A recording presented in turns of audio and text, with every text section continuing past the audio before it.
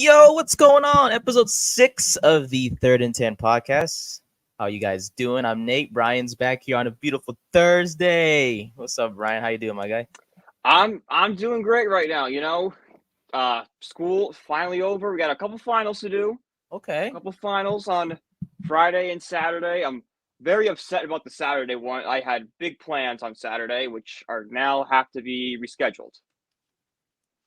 If Could you reveal those plans to us before of course I can reveal those plans. It's everyone's know what May 4th is. It's Star Wars Day. The one thing I love almost as much as sports is Star Wars. So Interesting. I was gonna sit back and watch every Star Wars movie.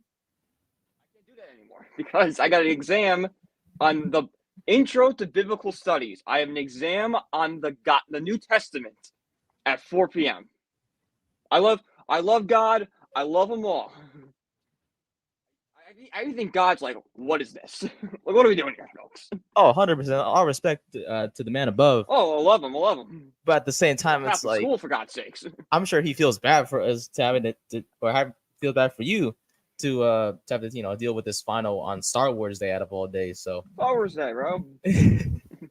Well, I hope you get to watch your films regardless on May 4th. As May the 4th be with you, or May the 4th. I don't know. May the 4th. May the 4th be with you, and Revenge of the 5th. There you go. See, that's how little I know of Star Wars. So hopefully you can teach me some references one day. But I will say this: it's been about a week since the NFL draft began, and it ended on Saturday. All 32 teams made their picks. Our Giants made some solid, very great decisions. We were talking off there. Great. This might be one of my favorite draft classes. I have to say, yeah, of all time. Joe Shane hit an absolute home run with this one. 100%. And we're gonna look at the roster and see where it stands right now. We'll talk about the winners and losers of the draft. It'll be Brian talking about his winners and losers. I discussed it on Monday's episode, so go check that out if you haven't yet. And we'll talk about Ezekiel Elliott, who is back in the NFC East as a Dallas Cowboy, which is questionable, but we'll get into all that. It's interesting. It really is. I'm thinking to myself, like, you there's other options, and you decided on Ezekiel Elliott. Yeah. Like, I would have just drafted the quarterback. Draft the running back. Hey, it's not our team. Not our team. You know what? It's just senile Jerry Jones running the Cowboys into the ground. Exactly. Hey, so I'm gonna say fine by us. Fine by us. Hopefully the Eagles, Hopefully they're next. Hopefully they're next, because we know the Commanders are already downfall. They're going down as it is, but we just need the Eagles to go down. Yeah, the Commanders are. I mean, poor Jaden Daniels. I know It's so scary because like you're seeing all these all these pundits and stuff. You're like, this is RG3 2.0. I'm like, don't say that. That didn't end well. Like, it didn't work out that time. Don't say that. It didn't work out. I like even Kevin Wilson says Zeke is not the answer. Even as a diehard Giants fan, I will never forget watching that playoff game where RG3's leg buckles. Like that, the image of the replay is still just burned into my head. I'm like, that was like the first time as a sport fan, like, oh, that's not good. That's not good. Why is it the Washington quarterbacks have major injuries? The RG3 injury, and then Joe Theismann back when. Who hurt Joe Theismann? Do you know that? Lawrence Taylor himself. Yes, sir. Yes, sir. I don't know. I like how we're saying it as a good thing, but at the same time, it's Lawrence Taylor. Lawrence Taylor's amazing. He's arguably one of the greatest defensive players, if not the best, in Giants history. You ever watch Lawrence Taylor's Football Life on NFL Network?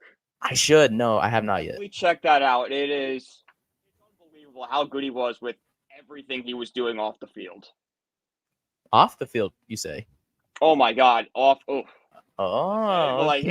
He was doing some crazy stuff. Okay, Mr. Taylor.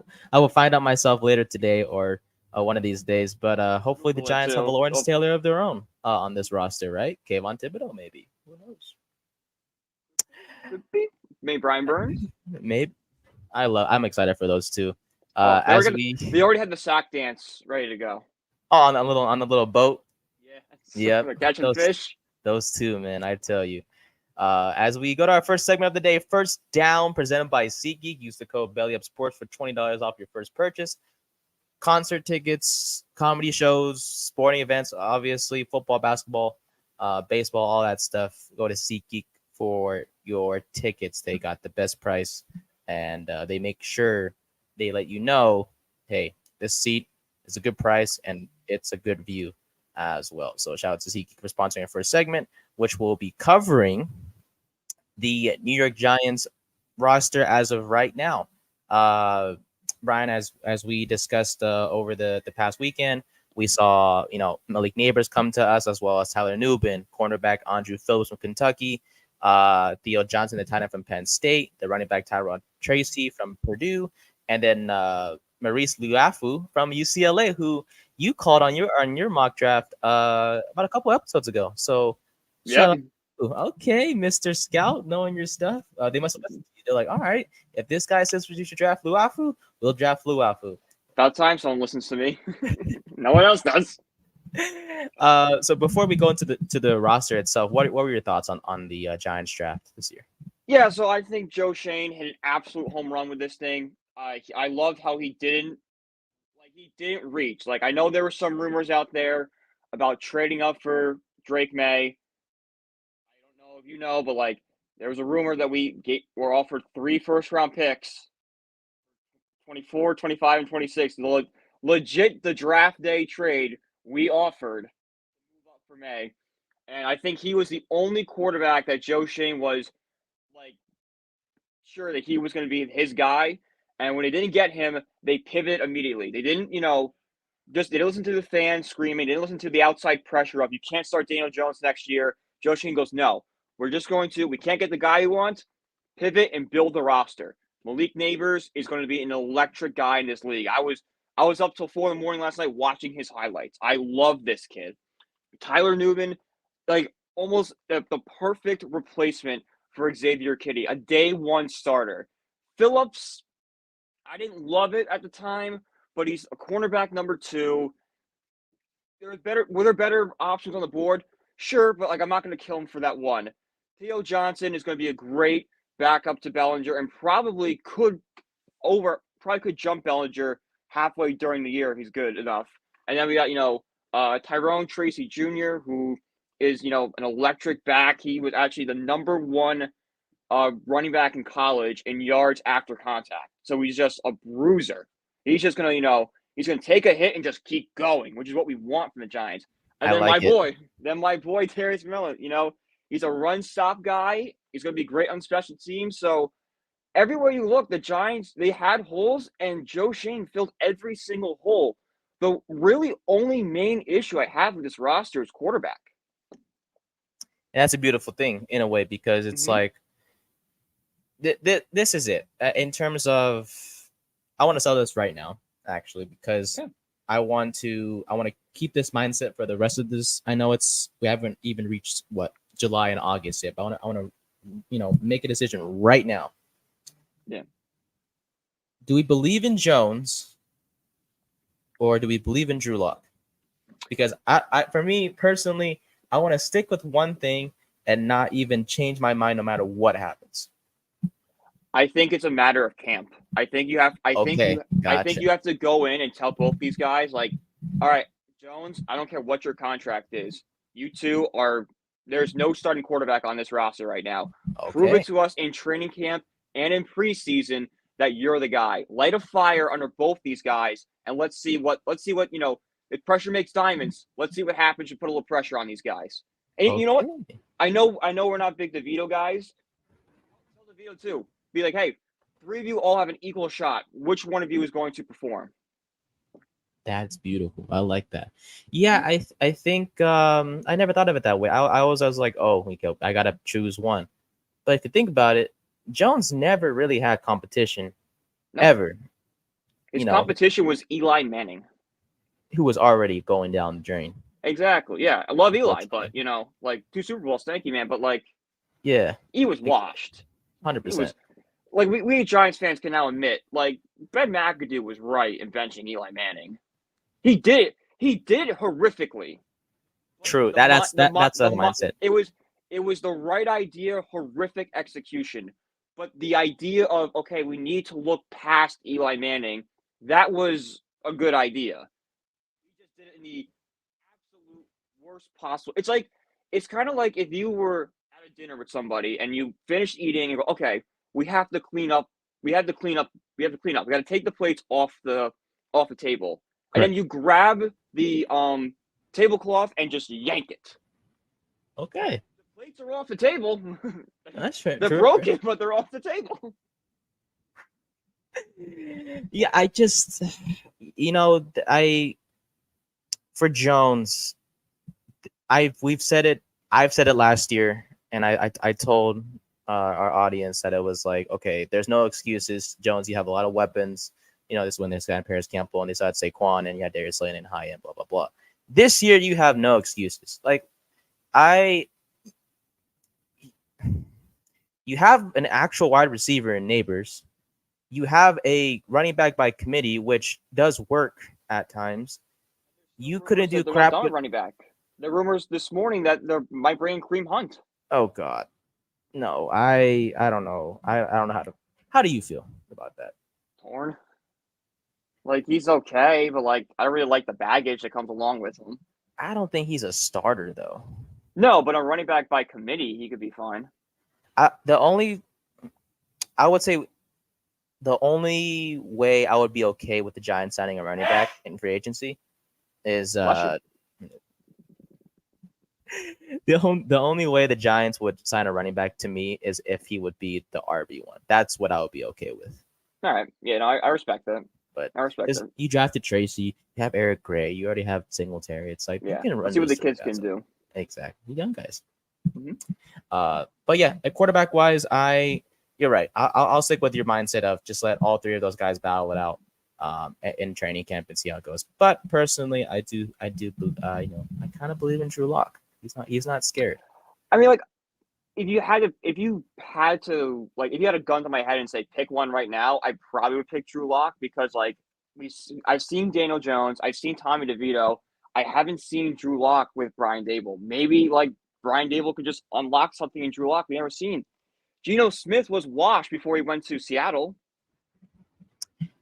I believe in not the philosophy, but the mindset that Dable could do to Lock what the Buccaneers did to Baker. Yeah. Oh my God. Yeah. I believe in that because, Baker bounced around a few teams, went to Tampa. All of a sudden, the coaching staff believes in him. The former offensive coordinator, Dave Canales, who's with the Panthers now, changed him completely. All of a sudden, Baker's getting paid. Not saying Drew Lock's going to for sure be that guy, but you never know. I mean, if Dable and Mike Kafka could unlock anybody, it's Drew Lock who has some potential. He was a first-round pick for a reason. Drew Lock was, right? If I'm not mistaken. No, he wasn't. No, he was a second rounder. He was the same. Pick. He was the same draft class as Daniel Jones because I wanted the Giants to get him at 17. Okay, there we go. But the thing with Lock is he isn't scared. Like he'll stay in the pocket. He'll sling it. Yeah. He's not going to underthrow or overthrow your guy as much as Jones does, like we've seen. And he's not going to stay down his first second rounder. There you go. Second rounder, pick 42 out of Missouri. Okay. Yeah, I just want to see a fresh face. And if that means seeing Drew Lock and seeing him perform, I am excited for him to see what he can do in training camp at this point because you have nothing to lose now. This is the quarterbacks you're going to roll with as we're going to shift towards our roster review right now. Quarterback, you have Daniel Jones currently as a starter on the depth chart, followed by Drew Lock and Tommy DeVito. I guess we'll grade it. I'll give it a C-. I was thinking the exact same thing, a C-. Uncertainty. Like, there is potential there. Like, Daniel Jones did have a good year 2 years ago. Now he's got some weapons. Let's see what he can do. Drew Lock is a new face. Tommy DeVito had a year NFL success under his belt. It was a 3-game insanity run that probably won't get repeated, but who knows? Just having that little bit of confidence and the fan base loves him. Like maybe just having that is enough to propel him to bigger and better things. Yeah, and who knows? Maybe this offseason he'll get even better. And like you mentioned earlier about them, also those three guys battling out during training camp, DeVito could definitely make a statement. And like we heard from Joe Shane, Jones may not be ready week 1. So DeVito may have to be on the roster just to be that QB2 and then Locke be the starter, or vice versa if they switch roles. But regardless, at the end of the day, the quarterback's position is a bit shaky as it is. And if the Giants don't perform well in 2024, it's safe to say they will likely pursue a quarterback in the draft, a.k.a. Shadir Sanders. Yeah. Not bad. We shift to running back now. The 4 guys on the depth chart are the following. Devin Singletary is a starter, followed by Eric Gray, the 5th-round pick from last year. Tyrone Tracy Jr., the rookie we just drafted from Purdue. And Gary Brightwell, who has mainly played special teams, the 6th-round pick from Arizona just a few years ago. The Giants signed Turbo Miller, Dante Miller as his actual name, more recently. Weird story, by the way, if you guys haven't heard, but he was supposed to be in the draft last season. Something got messed up, but he was basically a free agent the Giants signed, and he's pretty intriguing, but I'm not sure if he'll be a starter. But regardless, I would give the running back room, give it a B-. Singletary, it's just he's a starter, just not a guy I'm going like. Yeah, no. Yeah. Your thoughts? It's the Giants have a bunch of just like RB2s. Which is one. Yeah. We can't be having that though. That's the thing. We can't just have, a bunch of mid quarterbacks. We can't have a bunch of running back 2s, and it's frustrating in a way. But at the same time, it's understandable because we've always had an RB1. Maybe running back by committee may work. Yeah. All right, that was easy. We'll go to wide receiver now, the exciting position on the team on this offense, more specifically. Malik Neighbors, clearly the wide receiver number 1. Darius Slayton working on an extension. Apparently, things are going well. So it looks like our frustrations with him may be not valid anymore because his agents and the Giants are in conversation as of right now. So hopefully it's a reasonable deal for him to come back. Followed by Wan'Dale Robinson in the slot. Jalen Hyatt is on the depth chart as well. And then let's see who else. I believe it is. Oh, yeah. Isaiah Hodgins and so on and so forth. I will ask you this. Cut. Ooh. They just brought him back, though, no? Well, last year they did. It's one of those things where, like, training camp comes around and, like, you have to cut some guys. Like, he just might. He's wide receiver 5 on the depth chart right now. He just might be an unfortunate chopping block guy. Out of the 4 guys in Neighbors, Slayton, Robinson, and Hyatt, who's your top 3? Because they all 4 of them can't be on the field. Right. So I would do Neighbors at wide receiver 1. I would put Hyatt at wide receiver 2 as my deep threat, and I put Wan'Dale in the slot. Ooh. So even if Slayton comes back, he'll be the wide receiver 4. Yes. He has the least. This season about the Giants is all about development, and you have to develop Hyatt and Wan'Dale Robinson and Neighbors. The only way to do that is get them on the field. Fair enough. Yeah, those are the 4 main pass catchers. I mean, Isaiah McKenzie is probably special teams. Isaiah Hodgins, you said, likely is the candidate to get cut. Gunnar Olszewski, mainly special teams, and then everyone else is pretty irrelevant. I want to see if Bryce Ford Wheaton might make the roster. He was intriguing last year. Overall, I'll give the receivers B+. Yeah, B+. Neighbors makes it a B+. Other than that, exactly. B+, but by the end of the year, it has potential to be an A, depending on what the 3 young guys do. Especially Wan'Dale. If he can, Wan'Dale can be. If Wan'Dale can replicate what he did in that Detroit game where he tore his ACL, like he's got something there. I like it. All right, we go to tight ends. Darren Waller. Yeah, no, he's not on this roster. Just retire, man. Just retire, man. Stop putting the Giants in limbo like this. We drafted a tight end. We're good. Thanks. No way we keep 5 or 6 tight ends on the roster, of course. No. Keep 3 at most. And Waller, it was a great idea by Joe Shane. I give him credit for creativity, but it just unfortunately just did not work. Yeah, I mean, you have Waller right now, Bellinger, Theo Johnson, the rookie from Penn State, Jack Stoll, Chris Manhertz, Lawrence Cagers. He came back as one of the early moves this offseason. Yeah, Waller's gone for sure. The Giants knew that they need to get tight end. We discussed this in a previous episode as well, and they got one in Johnson, who is he's a vertical threat, not very shifty or fast, but he'll do the job. Yeah. But I could see Bellinger being the tight end one for now if Waller does retire. So I'll give it a B minus. Uncertainty. Yeah, B minus. Yeah, not as uncertain as quarterbacks, but like B minus. Yeah, I do like Johnson though. I like Johnson a lot. Penn State. All right, offensive line, a position that was also not addressed in the draft. The current starting lineup is as is according to ESPN. Andrew Thomas, Aaron Stinney, the left guard, but that's gonna be Evan Neal likely a left guard. John Michael Schmitz, John Runyon, and then Jermaine Eleanor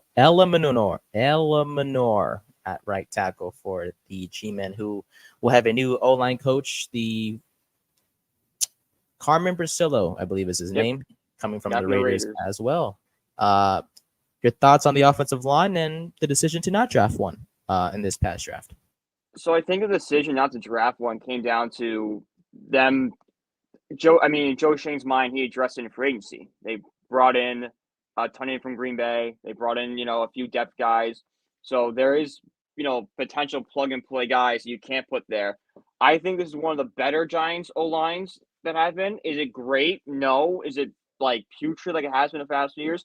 No. And I think this new coach from the Raiders is definitely going to help, definitely guys like Evan Neal and JMS develop better. Yeah, 100%. I feel confident in the line as it is. Obviously, there's the fear if one of those starting guys goes down, do we really trust, a Matt Nelson or a Marcus McKeithen like we did last year? Probably not. Do we trust a, Yotny Kajus, for example, who's on the depth chart? We probably don't. For those of you who don't know who Yotny Kajus is, hey, I don't blame you. We don't really know him like that either. But the point is Kajus the guy from Hard Knocks a few years ago? Is he? I think so. I'm not sure. What did he do on Hard Knocks specifically? He was a crystal guy. Crystal guy. Yeah, Devin Kajus. I don't think it's him. Yeah, no, Kajus retired. Nope, not him. Okay. To pursue his spiritual healing and passion for crystals. Oh, okay. Yanni, you're safe, buddy. You're safe. Yeah. You're safe. I don't know who Devin Kajus is, but yeah, crystals, huh? Interesting. Way to change careers or whatever the case may be. Yeah, that's one thing. I give the offensive line a B plus. Yeah, I'm definitely confident in them. Andrew Thomas is obviously an All-Pro. Illuminor and Runyon are upgrades, and John Michael Schmitz, I'm excited to see him grow as the starting center for years to come. We shift to the defense now. Defensive line. Well, let's start with three up front because the Giants run a 3-4 defense led by Shane Bowen, the new defensive coordinator from Tennessee. Currently, the lineup stands at DJ Davidson, Dexter Lawrence, and Ricky Nunez-Roches. Jordan Phillips was signed recently in free agency by the Giants as well. The Giants did not draft the defensive tackle, but it's because of the whole Jordan Phillips signing. Exactly. Dexter Lawrence automatically makes this an A-. I know Davidson and Nunez-Roches aren't the best guys, but if we're being honest, as long as you have Dexter Lawrence up there, this defensive line is already good. Yeah, it doesn't really matter. Whatever. Yeah. Mm-hmm. I do want to see Jordan Riley though a little bit more. Yeah. He has some promise. He has some promise. It's just hard when you have like the best best tackle in the game ahead of you. Like you're not going to see the field. Exactly. So we'll see with that. We move on to the four guys behind those 3D linemen. The linebackers, Brian Burns, Bobby Okereke, Micah McFadden, Kayvon Thibodeau. Burns and Thibodeau are going to be outstanding. I'm so excited to see those two guys. Okereke and McFadden were a solid duo on the inside last year as well. And let's say one of those guys goes down, God forbid, not to worry. Giants have Azeez Ojulari, who will be most likely a pass rusher, if that makes sense. Isaiah Simmons, Darius Masau, who did I say a wrong name earlier? Oh my god, I think I said Maurice Luafu or whatever. Oh my god, that was the wrong guy. Yeah, you said Darius Muasu earlier. Yeah. When we were introducing the rookies, and I was like, did I say the wrong name? But yeah, Darius Muasu is his actual name. He was signed by the Giants or drafted by the Giants in this past draft as the backup linebacker. He can start if needed, and the Giants still have Boogie Basham. and whatnot. So I would give this an A. The starters are I was great. giving an A plus. I think Okay. the starters this for years linebacker has been an issue for the Giants. This is the first time in a while the Giants linebacking core is something to be feared because you have Brian Burns and Kayvon who are going to rush the quarterback. You have McFadden and Okereke who are going to play great on the inside, and that depth is great there. Ozzy Ojulari could be a starter in this league if he stayed healthy. He was supposed to be a starter in this 100%. league. You know, um, the guy whose name you said wrong. He's a really underrated rookie. Everything the Giants have is just pointing at this is going to be the best position on the field. Nothing wrong with that either, I tell you. So shout out to the linebacking core. It's going to be a scary times in New York on that defense side there. We go to our corners now, who the Giants kind of underwhelmed with the drafting of Andrew Phillips of Kentucky. He isn't the immediate answer at cornerback 2, opposite of Deontay Banks, but as follows: Cordell Flott is slated to start on the outside with Deontay Banks. Drew Phillips like the slot guy. Aaron Robinson is still on the team, who we haven't seen in quite some time from the Giants. Trey Hawkins is there, but I swear if he sees a snap on the field, I'm gonna say he's probably another guy that is probably gonna get cut. I don't blame him. And then we have Nick McLeod, who is a dark horse to start because he has, out of the guys I feel comfortable with, I would rather start Nick McLeod on the outside to start outside of opposite of Deontay Banks. Yes, definitely. I'll give it a I don't know. Just Denell Flott's not bad. Probably no one's really bad. It's just like, I'll give it a C plus. C plus, okay. Because it's just like, okay, Banks is really good, but like outside of that, it's just kind of like no one really like excites you. Like, all right, like yeah. I like them, but like, we can do better. Oh, 100%. And then safeties, we have Tyler Nubin, who we really love as well. Jalen Mills is the other starting safety on the other side, but it's likely going to be Jason Pinnock most likely, but we'll see what happens there. Dane Belton remains on the roster as well, along with Javarius Owens, who's mostly a special teams guy. I would give this one big upgrade by adding Nubin. Give definitely a B plus for sure. Yes. Because I don't know about Mills. I do feel comfortable more with Pinnock, but Nubin makes this a upgrade as it is. Oh yeah, no, definitely. Nubin is going to complete like the Giants. They might feel a little bit the loss of Xavier McKinney because Nubin does have to develop into an NFL caliber safety, but it's not gonna. The beat won't be as the drop off is not gonna be as severe if he wasn't drafted. I love it. Fair enough. Mm-hmm. And special teams, Jagram Gano's there, Jimmy Gillian's there. I wouldn't give it a grade. I know kickers people too, but I'm not gonna sit here and say I'm gonna give my kickers an A or a B. They're fine. Yeah, any kicker can be good. Any kicker can be bad. I love it. Well, the Cowboys are starting a soccer player, a kicker, for God's sakes. We should go find a soccer player, to be honest. Gano's gonna get hurt again. Does Messi good at kicking field goals? What's his situation looking like? It's Miami. You probably want to kick for the Dolphins more than us, to be honest. Yeah, he wants to play in New York. Overrated. I'm just playing, but he hasn't been that great since coming to the U.S. That's all I'm saying. He's washed. Like, yeah, I don't know how old he is, but I'm not a big soccer guy. But like, I remember him dominating 10 years ago. Like he's just having fun these days. It's Miami. Yeah, he's getting a paycheck. He's probably going out at night, like, having fun with his family. Like, yeah, this is great. He's spent his whole life in like cloudy, dreary, like rainy Europe. Now he's in Florida, Miami, which sunny every single day. Like, this is amazing. What are you talking about? Beautiful US of A. Exactly. We go to our second segment now. Second down, presented by Yeet Sunglasses. Use the code BELLYUPPOD for 10% off your order. Yeet Sunglasses, affordable.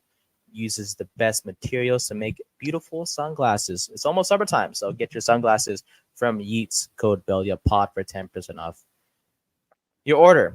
I discussed my winners and losers from the NFL draft on Monday, so if you haven't, go check out that episode. But Brian, you were not here for that one, so I want to give the floor to you, sir.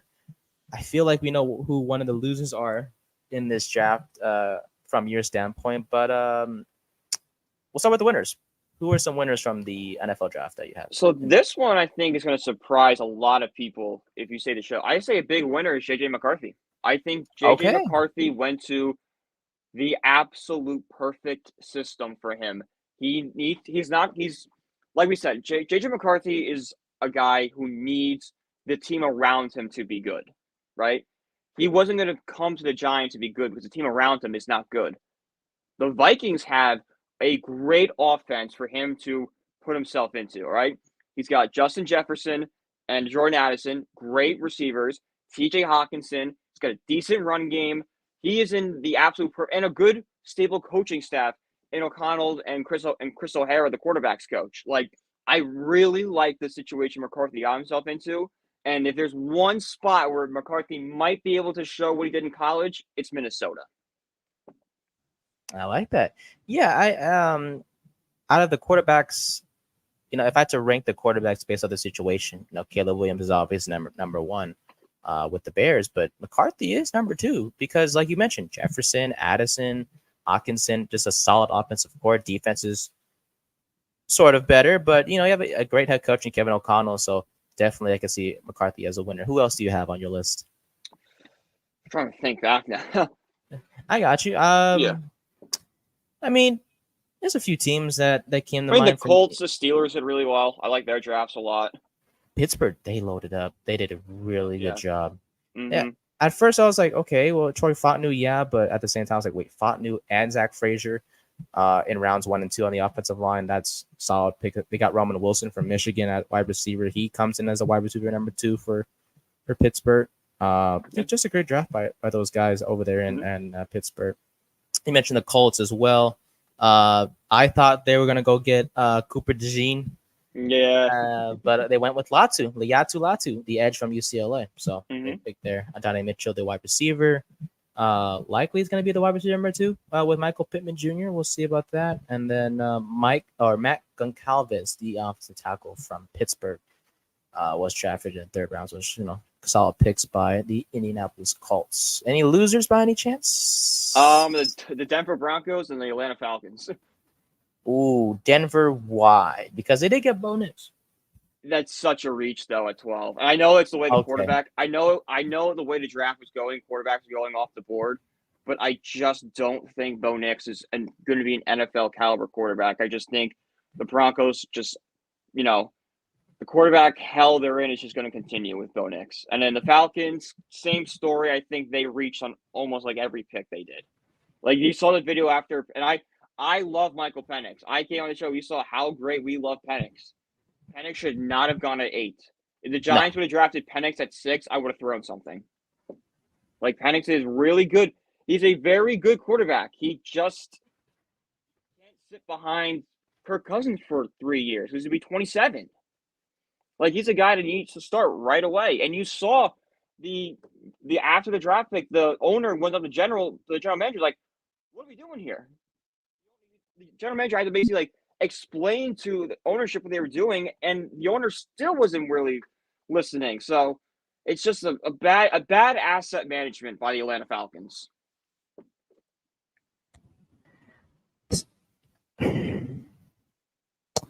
I give the Falcons I say they're losers, but it's literally not because. It's not because of the players, it's where they took them. There you go. Beautiful. That's how I want to say it. It's just there's nothing wrong with Penix. Like, I love the guy. I really hope he succeeds, but he's going to a team that is not going to play him for like 2 years, and he's ready to play now. There's not his footwork. Yeah, it could use some work, but it's not like it's not like a drastic. Could Penix sit for a few games? Sure, but he's not like. I think the Falcons want like a Jordan Love situation where Love sat behind Rodgers for 2 or 3 years. You can't do that with Penix. And it's like you can't even compare the two because Jordan Love went to Utah State and didn't do anything notable. Michael Penix just led the freaking Huskies to a national championship. Mm-hmm. Yeah, and you just signed Kirk Cousins to a big deal. Like I know football money is like you can get out of it pretty fast, but like if you're gonna pay Kirk Cousins all that money, he's your starter for 3 years. $100 million guaranteed. Yeah. For what? Just for him to be like, oh shoot, Penix is Miami. Oh no. Yeah, and then the Falcons didn't even tell Kirk Cousins they were playing on it. Like if you're going to make that signing, you have to tell Kirk Cousins, hey, we're thinking about picking a quarterback.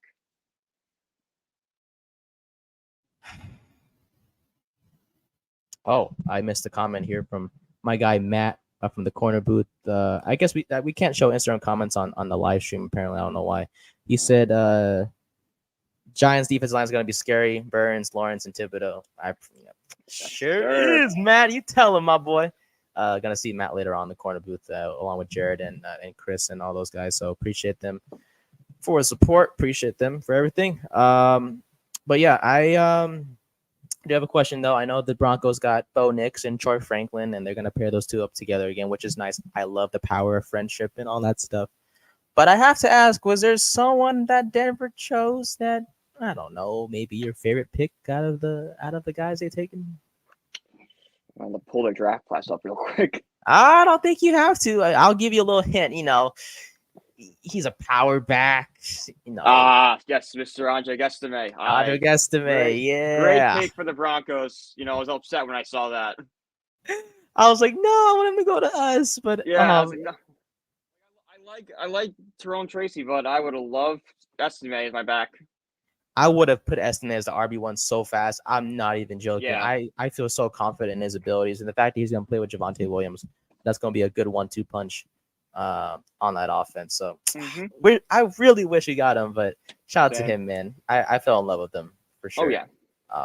But at the end of the day, Denver loses up the draft, like you mentioned, because they reached for Knicks. But situation-wise, yeah, it's kind of explainable. Falcons were another loser as well as they reached for Michael Penix, and the Falcons is what caused the chain reaction because of the reach for Penix. Because McCarthy's still on the board. True. At 8. True. And then, so if the Falcons, who had a glaring need for an edge rusher, if they pick defense there, the Broncos probably don't have to pick Bo Nix at 12. They probably can sit and wait for the second round.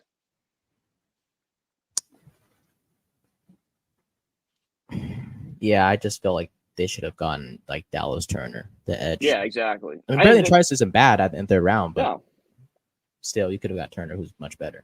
Much better. Yeah, exactly. Much better. Because you could have gotten Penix in the second round.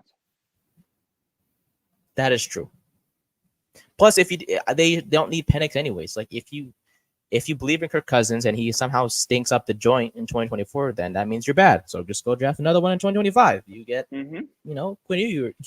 Quinn Ewers or Shadir Sanders and those are guys that can sit behind Kirk Cousins for a year or two and learn.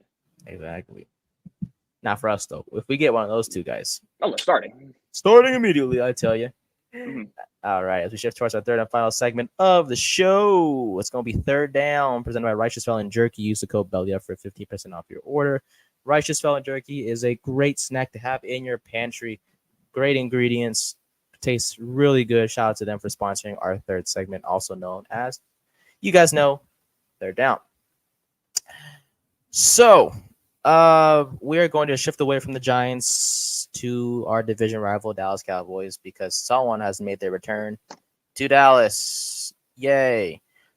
By the way, so Jerry Jones, back in last year said, quote, "It was best for everyone to release Ezekiel Elliott. We want to increase our flexibility and options. This is one of the toughest parts of operating a team," he said. Well, then, guess who's back in Dallas? Ezekiel Elliott. Yes, sir, indeed is. 1-year deal, $3 million, according to Fort Worth Star-Telegram. Out of his $3 million, $2 million is guaranteed money. So low risk, high reward. Woohoo! Here's the problem. He is declining. Yeah, badly. He is not the same back they drafted. After his rookie season, where he just completely dominated the NFL, his yards per carry went down, plateaued, down, down, down. And that's why they released him, because they were like, or let him go. They're like, yeah, he was going down anyways in performance. So we're going to go back on our words now. We think his Patriots film meant something to us. It did not. He did lead the Patriots in receptions. Big whoopity whoop. Yeah, I could lead the team in receiving too if they checked it down to me every 20 freaking times. I'm not saying it's an accomplishment. I'm just saying it is a stat. My buddy who's a diehard Patriots fan saw that yesterday and just through his phone. It's like how is this possible? He's a running back. Like you telling me, like I don't know, Demario Davis, Kendrick Bourne, or Juju Smith-Schuster couldn't lead the team in receiving? Yeah. Like that's when you know things are bad in New England, and things are still bad, by the way. So shout out. I hope your roommate gets some help because He's found something. He's found something to help him. fair enough to me. The 1-year deal with the Patriots expired in March for Ezekiel Elliott. He played for $3 million with New England, and he still counts for a $6 million dead cap hit for Dallas in 2024, despite the new deal with the Cowboys. Ezekiel Elliott was asked about the return to Dallas, and he says he has unfinished business. Right. What, you want to play center?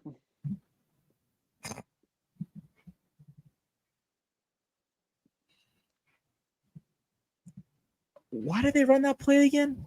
I think McCarthy. Just fire him already. My golly. Yeah. Just put Belichick in there, man. That's the only way Dallas is gonna. Mm-hmm. No, I'm sorry. I can't. I can't with the Cowboys. Because you could have had Jonathan Brooks. You could have had Blake Corum. You could have had Estime. You could have drafted some sort of running back. Yeah. Like, was it a weak running back class? Yeah, it was. But you still could have went out there and got a good running back. Trey Benson. I don't know. Bucky Irving. Somebody. Anybody. All those names are better than washed Ezekiel Elliott. I can't believe before they got Elliott, their running back room was Deuce Vaughn, Royce Freeman, and Rico Dowdle. And they really felt comfortable going with that heading into the draft and said, nah, we're not going to get anyone. We're going to just bring back someone we know in Ezekiel Elliott. Who's switching his number to 15, like that's going to make a difference. What, you're trying to relive your Ohio State days? Like oh, no. How about Ezekiel Elliott's wearing 15 again. He's going to be like his 2014 self. Over under 1,000 yards. I'm gonna go under. Under. Hammer the under. Hammer the under. Dallas just continues to surprise us. You want to go for it on 4th down today? Yeah, I do. Let's go. All right, let's do it. All right, let's bring back Weddle, baby. All right, let's guess the player. If you guys don't know, Weddle's where we guess the player of the day. Obviously, we don't know who it is. Otherwise, we wouldn't be sitting here right now trying to figure it out. So let's go for it. All right, give me a player, and let's try to guess this guy in 8 guesses. Let's do Drew Lock. Drew Lock, beautiful. Okay, he's in the NFC East. He's 27 years old. He is not a Giant. Okay. Not a quarterback, so he plays defense. Right? I don't think that. No, I think this particular Weddle doesn't have defensive players, thankfully. Oh, okay. So just thank God, by the offense. way, yeah, thank God. 27. He's the first round. Right, it's a first round pick. I don't think they'll. Do I see the number? Oh no, that's his number. His number is higher than 2. 27. Let's go Swift. Yeah. No, he's not in. No, he's on. Go AJ Brown. There you go. Right there. Who just signed with the. Okay, he's an Eagle. Okay, 6 foot or 5'11". Smith? No, he's not 27. No. Is he running? Well, who's the running back? Who is the running back? Oh my God! Wait, is it? No way. No. Oh, okay, no, we're gonna just move on here. Okay, folks. We don't talk about him. Okay, we don't speak about the man. It was Saquon Barkley, but anyways. No wonder I can remember it. My brain just blocked it out. He really left us. His jersey's still on my floor. It's our doormat. Yep, it's in my closet somewhere. It's covered in something. God knows. Fire extinguisher repellent. All right, that'll do it for the 3rd and 10 podcast, episode 6. We'll catch you guys on Monday. Brian, thank you as always. Thank you guys for watching and listening. We appreciate your support as always. We'll be back Monday to discuss more Giants. Good luck to the Knicks, by the way, before we go. Hopefully they pull it out by the time we come back on Monday. They better. That Game 5 had Reggie Miller 2.0 written all over it, and I don't want to be negative, but that feels like a turning point in the series where the Knicks can just blow this 3-1 lead. I hope I'm wrong. I hope in Philly End it tonight tonight. they get the job done, but if they go back to the Garden for Game 7, I'm terrified. Hey, me too, brother. Me too. Also, shout out to the Mets. We'll talk about hopefully another time. And the Rangers moving on to the next round most recently. Shout out to the Rangers, baby. New York Sure. teams, let's go. Hopefully the Giants can get to that level one day. But hopefully. Yep, that's a wrap. We'll see you guys back on Monday. Have a great one, and we'll talk to you guys then.